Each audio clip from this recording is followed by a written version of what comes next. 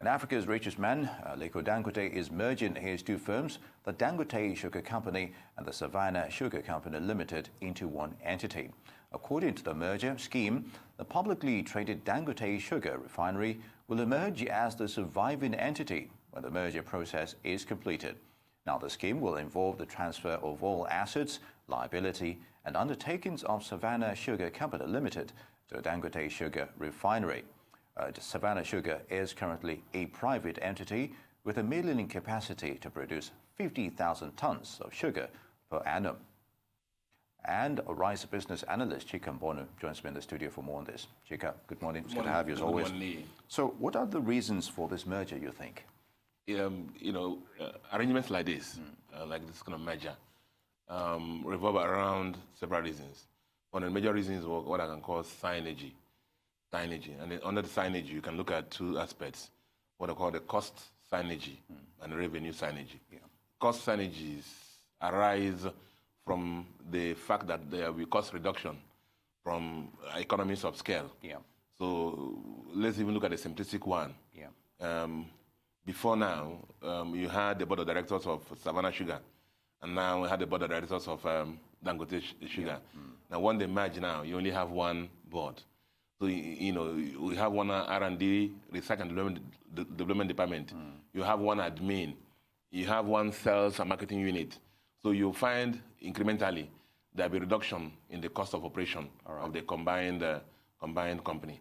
Why replicate the activities in two companies when you can have it in one?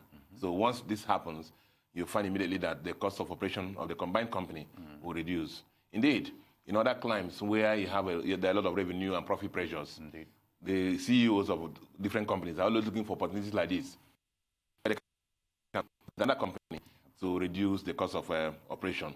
A 1 or 2 or 3% reduction in costs is massive for a lot of these companies. So with this will help in the rationalization of operation of the two companies into one. R&D will become one, admin will become one, the sales teams become one, and so on and so forth. The other thing could also be, the expansion of the revenues of the company. Okay. Instead of competing, they now collaborate. It's one company now. So you have the one brand, pushing one brand. Cost of branding will also become low. You don't have two signboards now. You only have one signboard. So those are the kind of major reasons. So when you see things like this happening, there's a desire to bring the two companies together and rationalize operation and make the companies nimbler and then, of course, more profitable. Indeed, and we'll begin to see the impact very soon. So what will be the impact on DSC share prices specifically now? Yeah, it's interesting sometimes when news, the stock market is always very interesting. Yeah. And when you hear news like this, it can be either way in the sense that shareholders or those who want to buy shares of the company will say, is this going to be good for the Dangote cement, Dangote sugar? Maybe it's going to go good. If Savannah Sugar is going to bring positives, which means there will be appreciation in the shares of Dangote Sugar, which means that the share prices will go up. Okay. Some people say, Savannah Sugar is coming with a lot of baggage. Right. Indeed, it will bring down the performance of Dangote Sugar in the short term. Although they did talk about the liabilities and assets. So the thing is that something tells us that it's going to be a plus for the single entity that will emerge. Okay. Remember when they merge, Dangote Sugar that will come out. Dangote Sugar has been trading at about 10.33 naira now. Since the beginning of the year, it lost about 30% of its share price. And it has been buffeted by it's one of the companies that have been affected most significantly by the issues of cheaper sugar that have come in through the borders, through smuggling. We'll talk about in this program. All right. And the border closure has been, one of the positives for the company, even though it may affect its also cross-border sales. So one thing they will gain from that. So by the top quarter of this year, they made about 14.7 billion in profit after tax. We do believe that this will help in growing the business of the company, reducing the cost of operation, at least in the medium term, and the profitability will increase, and the share price also will reflect that. Indeed, and this is very significant as well. So what will be the next step in the process, you think, at this point? This kind of process can only happen if the shareholders of the two companies give approval.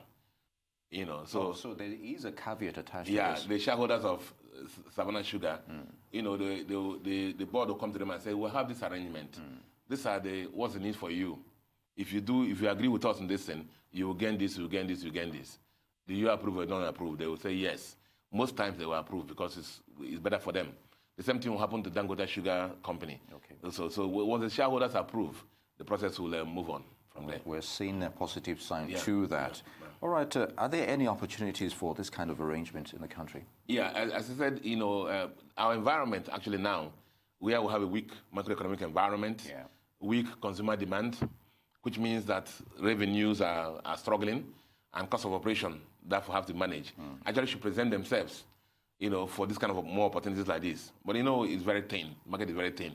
However, there's one that happened similar to this in a scheme of arrangement that happened, which had to do with USCN. Yeah. USCN Group, had UPDC, the property company, and then the REIT company, the Real Estate Investment Trust Company, all together in USC. And the UPDC was not doing very well, and it was making losses, and it was pushing down the performance of the group. So, and the shareholders of USC were suffering, so they had to desegregate the groups. So they had a scheme of arrangement. So you had a company that was in group before, they had to now parcel them into USC, UPDC, and the USC UPDC rates. So you have things like that regularly happening, especially when there's profit pressure in the economy. Just a one-off question here. Do you see any serious competition in the sugar industry before and after this merger? Really, between both and other stakeholders? Yeah, because remember, sugar is literally what everything that we eat, that sugar in it. Everything that we eat has sugar in it. So, yeah, the market has been competitive.